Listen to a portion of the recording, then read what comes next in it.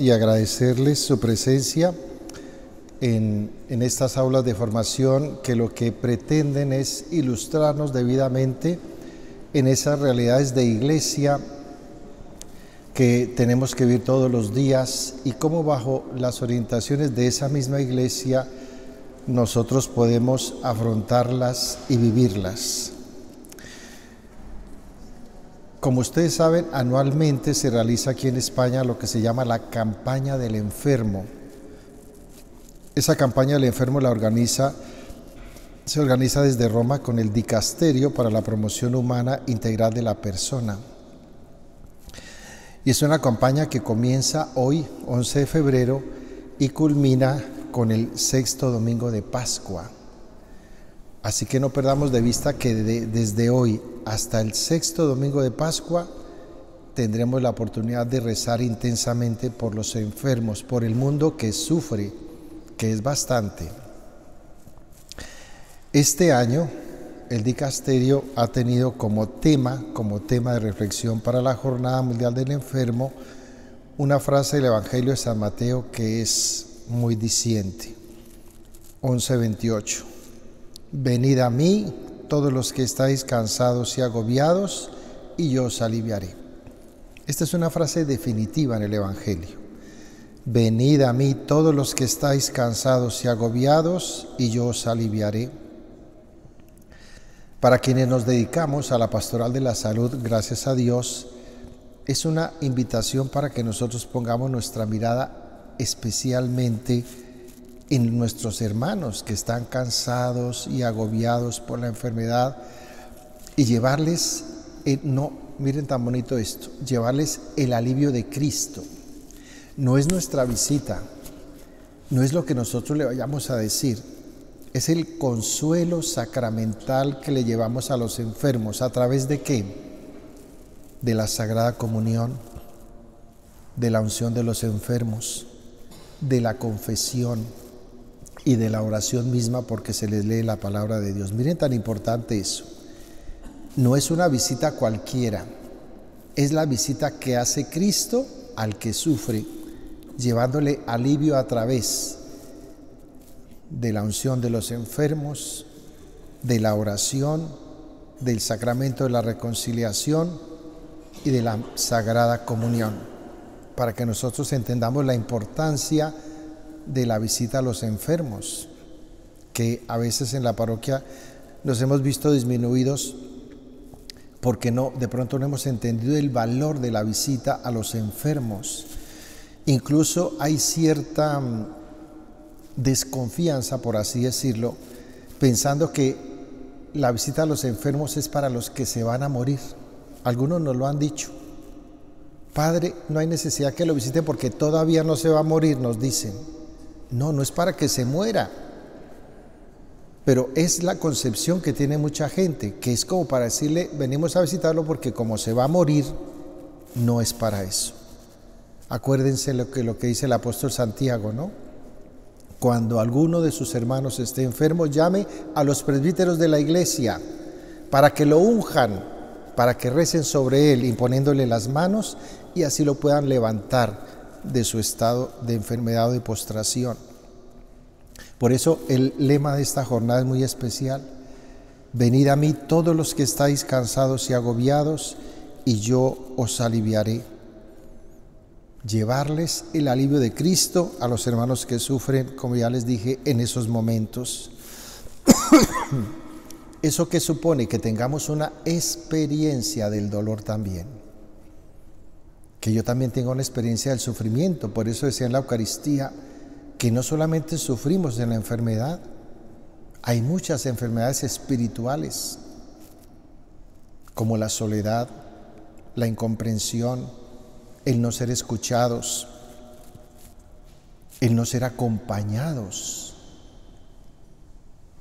el maltrato físico, psicológico, afectivo.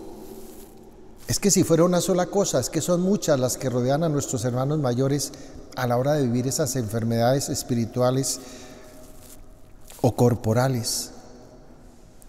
Por eso, ojalá desde hoy, 11 de febrero, hasta el sexto domingo de Pascua, que es el 17 de mayo, acojamos la invitación de la Iglesia para que nosotros oremos por el mundo que sufre. Y es que no hemos sabido entender y acompañar los procesos de vejez de nuestros hermanos. Hoy nos cuesta entender que hay un debilitamiento en todo, en la parte física, emocional, cognitiva. Eso requiere de nosotros un mayor cuidado y una mayor paciencia, como ya veremos. Y miren los datos por eso les decía que es una calamidad pública, lo considera el Instituto Nacional de Estadística, es una calamidad pública el problema de nuestros hermanos mayores aquí en España. Se estima que hay 4,7 millones de hogares unipersonales. Miren la cifra tan grande. Hay casi 5 millones de personas que viven solas. De ellas, 2 millones de personas son mayores de 65 años y también viven solas. Y más de 850,000 mayores de 80 viven solas y presentan problemas de movilidad. Miren las cifras tan preocupantes que hay en España, que si sumamos toda Europa es un problema, por eso lo consideran como una epidemia pública, que nosotros no hemos llegado a entender la gravedad de eso. Estas cifras por sí solas ya son un dato preocupante si sumamos también todas las formas de soledad que podemos encontrar en nuestras sociedades modernas, ¿no? Por ejemplo, los que se encuentran en estas residencias que supuestamente son muy cómodas o de lujo, o las personas que tienen problemas mentales y están también recluidas en sitios para ese tratamiento. Entonces, si vamos sumando, vamos teniendo varios millones de personas que en este momento viven situaciones dramáticas de soledad. Por eso, el lema, el texto evangélico es este, pero el lema que acompaña este año la campaña es acompañar en la soledad. Así se llama el lema de este año, acompañar en la soledad, por las estadísticas y las cifras que acabamos de escuchar. Ojalá que entonces en lo sucesivo de nuestra oración personal tengamos presente a estos hermanos que sufren. La Iglesia a este propósito nos da unas orientaciones, que es un material que nos puede ayudar para prepararnos de hoy hasta el 6º día de Pascua y poder acompañar a estos hermanos que sufren. Por eso desde ya invitarlos para que si conocen, si saben de alguna persona que necesita ser visitada por razones de movilidad o las que hemos mencionado, para que nos avisen y sobre todo para hacerles ver la bondad de la visita y sobre todo para quitarles un poquito el concepto de que ya se van a morir. Entonces nuestra visita como que responde a esa realidad de que ya se van a morir, cuando no es así. Es para llevarles precisamente alivio y esperanza. Se nos habla de una soledad sana y necesaria. Es bueno vivir, es bueno vivir solo o experimentar esa soledad como parte de nuestra vida en algún momento, porque eso hace mucho bien. Y podríamos participarles, por ejemplo, en la manera como nosotros vivimos la soledad, porque algunas personas, padre, ¿y usted cómo hace para vivir solo? Hay que distinguir dos cosas. Una cosa es vivir solo y otra cosa es ser solitario.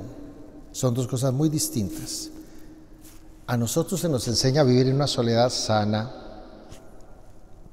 que nos permite precisamente tener una relación más íntima con Dios, más cercana, a través de la oración, a través de ese mismo silencio, ¿no? Porque recuerden ustedes que Dios habla precisamente en el silencio. Y de ahí que una de las cosas que caracterice la vida de la Iglesia es el silencio. Aquí les he hablado, por ejemplo, del silencio litúrgico, que es indispensable para poder vivir intensamente la Eucaristía. Pero tenemos también el silencio de las comunidades contemplativas. Celebramos por estos días a Santa Escolástica, la hermana de San Benito, que hicieron vida, ese lema tan hermoso de la vida contemplativa: ora et labora, trabajo y oración, y ambos en silencio, ¿no? Trabajo y oración en silencio. De ahí que ese silencio sano, constructivo, edificante, a nosotros los religiosos, los consagrados, sea un silencio necesario y que incluso tenemos que aprender a cultivar.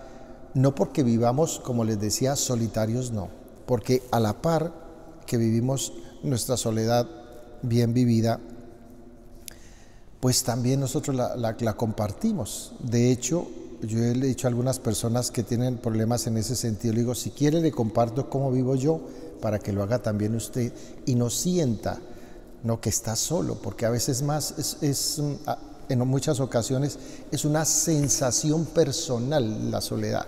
No es que esté uno solo, pero hay que ayudarle a la gente a enseñarle precisamente eso, ¿no? Hoy vivimos también la otra parte de la soledad, que es la soledad forzada, obligada, la que las personas no quieren, y es de la que en la campaña de este año nos habla, ¿no? De esos papás y mamás, de esos abuelos que hoy se ven obligados a vivir solos porque ya sus hijos o sus nietos, y en este mundo tan independiente hoy, pues rápidamente se van. Incluso puede que vivan cerca, a 2 o 3 cuadras en el mismo sector, pero igual se experimenta la soledad porque no tienen tiempo para visitar a los suyos. Aquí tenemos, dentro de los enfermos que visitamos, que tienen 4 o 5 hijos, pero escasamente los visitan, o difícilmente incluso los llaman por teléfono. Es preocupante que uno no puede pensar que un hijo se desentienda tan fácilmente de sus padres y se acuerde de ellos de vez en cuando, o su visita sea estricta, viene, saluda y se va, y no le dedica un tiempo a su papá o a su mamá. ¿Eso cómo afecta a nuestros mayores? ¿Eso cómo afecta a nuestros mayores? Eso hace muchísimo daño. Eso en el caso de nuestros mayores, como lo acabamos de ver. Pero hoy estamos entrando en una soledad muy preocupante y muy grave, que es lo que llaman los expertos la soledad virtual. Miren esto, a lo que hemos llegado. ¿Quién genera la soledad virtual? El que las nuevas generaciones están comenzando a no tener un contacto personal con los demás, sino que su contacto desde temprana edad es con un móvil, con una tableta, con un computador. Ahora, y comienzan a aislarse y van perdiendo la capacidad de interactuar con otras personas. Miren lo delicado eso. El Papa Benedicto nos lo decía en estos términos. Cada vez más, incluso sin darse cuenta, las personas están inmersas en una dimensión virtual a causa de los mensajes audiovisuales que acompañan su vida desde la mañana hasta la noche. Los más jóvenes que han nacido ya en esta condición parecen querer llenar de música y de imágenes cada momento vacío de sus vidas, y casi por miedo a sentir precisamente ese vacío se refugian en la tecnología. De ahí que un muchacho tenga estados de ansiedad, y eso se ve con mucha frecuencia cuando no tiene un celular en la mano, o lo dejó olvidado en alguna parte, o no tiene la tableta. Tiene estados de ansiedad porque no puede estar sin él. Se siente acompañado, es su refugio, es en donde él encuentra de pronto lo que no tiene en su hogar. Miren cómo la Iglesia mira con preocupación esas nuevas maneras de soledad. Decíamos que más de 2 millones de personas mayores de 65 años viven solas. Algunas por decisión personal, hay que entenderlo también. Hay papás y mamás que dicen, bueno, ustedes ya crecieron, miren a ver cómo organizan su vida y yo aquí me quedo tranquila, no hay ningún problema. Pero también hay otras dentro de ese promedio que se sienten solas por el abandono, Entonces son hombres y mujeres que incluso, aquí lo hemos visto en España, mueren solos. Y a la semana, a los 15 días, a los 20 días se dieron cuenta que estaban muertos. Y uno dice, ¿y la familia? Llámese sobrino, hermano, tío, ¿dónde estaba? Que se murió solo. Y que se dieron cuenta pasados muchos días. Dice, ¿pero qué está pasando? Por lo mismo, porque nos hemos desentendido de los mayores. Y porque algunos hijos, eso hay que decirlo con dolor y tristeza, los ven como una carga. Y se desentienden allá, que miren cómo viven allá. Pero mi madre habrá comido, o mi padre habrá dormido suficientemente, tendrá lo necesario, se le ofrecerá algo, acompañarla al dispensario, comprarle un medicamento. No. Tienen que defenderse como pueden. Entonces miren esas soledades con las que muchas personas viven, unas porque lo quieren, pero otras son soledades obligadas, forzadas. ¿Qué nos pide la Iglesia? Hacer una reflexión que nos permita descubrir las causas de esas diversas formas de soledad para encontrar el mejor medio de aliviarlas. Estas jornadas, precisamente, y tantas otras que realiza la Iglesia en la Pastoral de la Salud, es para acompañar, precisamente, darle sentido a esa soledad que tienen muchas personas. Algo que nosotros tenemos en las visitas y que lo colocamos como importante, porque ya los conocemos, no solamente es llevarle el sacramento como tal, sino que les dedicamos un tiempo. ¿Para qué? Para escucharlos. Porque ellos no tienen con quién hablar, a quién contarles sus cosas. Entonces ellos nos la dicen a nosotros, y que pasé mala noche, y que si me llamó o no me llamó, comentan alguna noticia, y se sienten bien porque les dedicamos un tiempo a escucharlos, y nosotros dejamos que ellos hablen, les hacemos algún comentario, pero los escuchamos, porque decimos entre semana, ¿con quién hablan? ¿Alguien les dice algo? No sabemos, pero por lo mismo que ese espacio de visita no solamente sea para la parte sacramental, sino esa parte humana que ellos necesitan de acompañamiento. Y yo les decía en la misa, ¿no? Abrazarlos, ¿no? Que sientan nuestra cercanía, que no es una visita formal, sino que es algo muy familiar, muy cercano, que los tocamos, los palpamos a ellos. Miren lo importante de eso, de las reflexiones que nos invita a hacer la Iglesia, de cómo podemos llegarle a tantos hermanos que sufren. Porque a veces, y yo lo miro aquí, lo veía en Vallesol, las visitas son muy formales. Entonces llegan, se sientan en la sala, hablan, pero yo digo, ¿por qué no se acercan más cerca de él? ¿Por qué no lo toman de la mano o la toman de la mano? ¿Por qué no tienen un gesto más afectivo, no? No, ahí, ella en la silla de ruedas, ellas en el otro sillón, pero no hay un contacto que lo haga sentir realmente en visita familiar.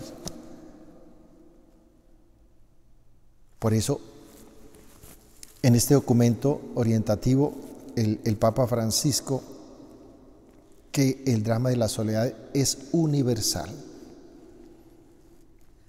Si fuera de un país, pero hoy es universal. Y cómo nosotros tenemos como cristianos la responsabilidad dentro de esas obras de misericordia que hoy se nos han olvidado. Recuerden que una de ellas es la visita a los enfermos, otra a los presos. Escuchar, ¿cierto? Expresar afecto, cercanía. De ahí que ojalá que las personas que cuiden a los enfermos porque hoy es otra modalidad que se tiene, los cuidadores y cuidadoras no sean meramente como asistentes a la hora de administrarles un medicamento, cambiarles la cama, que también nosotros hemos tenido contacto con varios de ellos, pues para decirles más o menos lo que ellos, aparte de sus, como digamos, sus tareas con los enfermos, deben tener de cercanía con ellos. Pues ya que permanecen con ellos, pues que tengan un tiempo de hablarles, de ver juntos la televisión, de comentar las noticias, de escuchar música, es decir, que esas tareas no sean tareas formales, porque a veces algunos cuidadores, como me están pagando, entonces yo hago lo que me toca hacer y no tienen otro contacto con el enfermo. Entonces también en este documento la Iglesia nos invita a que nosotros o las personas que están en ese contacto permanente, pues se involucren con el enfermo, se involucren. Ahí no solamente dice que lo atiendan, sino que se involucren en su vida, en sus realidades, que el enfermo sea escuchado, acogido, querido por parte de la persona que lo atiende, ¿no? Para que la persona, pues ya que está quien lo cuida, pues tenga en él alguien más, ¿no? No solamente el simple cuidador, el enfermero o el que lo asiste o el que le da el medicamento a una hora de vida, sino que el cuidador descubra en la persona a quien acompaña, pues también a Cristo sufriente y paciente, ¿no? Que tenga esa mirada de fe con el enfermo. Y mirar también cómo la soledad es una fuente de sufrimiento, que también no se tiene presente hoy. Habría que mirar si estos hijos o hijas se dan cuenta que su papá o su mamá sufre. De hecho, ellos nunca se lo dicen. Hay hijos que no saben que sus papás sufren en silencio. Sufren en silencio. Lloran en silencio. Entonces, ojalá que tengamos en cuenta que ellos todavía sienten, que es otra sensación que tenemos con los enfermos, que pareciera que nuestros mayores ya no sienten. Entonces que se acostumbraron como a esa etapa de la vida y ya. Pero muchos de nuestros mayores sufren en silencio y no se lo dicen a nadie. De pronto en la oración se lo dicen a Dios.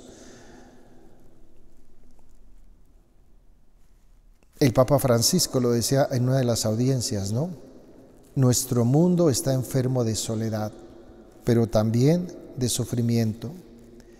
Cuando el hombre se siente solo, miren la afirmación tan fuerte que hace el Papa. Cuando el hombre se siente solo, experimenta el infierno. El número de personas que se sienten solas sigue creciendo, al igual que el número de aquellos que están atrapados en el egoísmo, la tristeza, la violencia destructiva y la esclavitud al placer y dinero. Qué bueno, queridos hermanos, que atendamos a la llamada del Santo Padre, que nos invita precisamente a que nosotros, como bien lo dice el lema, acompañemos al mundo que sufre. Y no desentendernos. Es decir, no nos sigamos acostumbrando, porque hoy se volvió una mala costumbre ver sufrir a la gente. A eso hemos llegado. Que nos hemos acostumbrado mal, porque es una mala costumbre ver al hermano que sufre. Llámese familiar, llámese conocido, amigo, desconocido incluso. ¿Cuánto alivio podemos llevar con acercarnos, con decirle una palabra, llevarle algo de alivio? Estos hermanos que viven, por ejemplo, en la calle, no hay que darles dinero, eso es clarísimo, pero hay otros tipos de ayuda. Cuando ya los conocemos o cuando ya nos conocen, ¿no? Entonces, un saludo cordial, afectivo, es que son seres humanos, son hermanos nuestros. Pareciera que esa marquilla de migrantes los estigmatiza y los aparta. Entonces, como que son una clase de seres humanos distintas a nosotros. Y los podemos mirar con desdén, con desconfianza, cuando nos necesitan. Cuando nos necesitan. Y no tiene que decirnos gracias, no. Lo que yo tengo que hacer es hacer lo que Dios me pide, independientemente si me dicen gracias o no. Es lo que yo sé que ante Dios tengo que hacer. Queridos hermanos, pidámosle eso al Señor. Pidámosle eso al Señor. ¿Qué es lo que la iglesia quiere? Acompañemos al mundo que sufre. Y que Nuestra Señora de Lourdes, a quien hemos celebrado hoy, nos regale esa gracia. Así que desde hoy hasta ese próximo 17 de mayo, oremos y encomendemos a nuestros enfermos. Se colocan de pie y damos gracias a Dios por este tiempo que nos ha regalado. Gloria al Padre, y al Hijo, y al Espíritu Santo.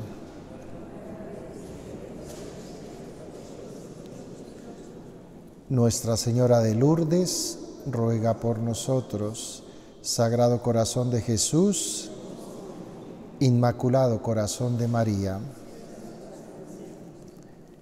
Y la bendición de Dios Todopoderoso, Padre, Hijo y Espíritu Santo, descienda sobre vosotros y os acompañe siempre. Amén. Con el auxilio y protección de la Sagrada Familia de Nazaret, podéis ir en paz. Bendecida noche para todos.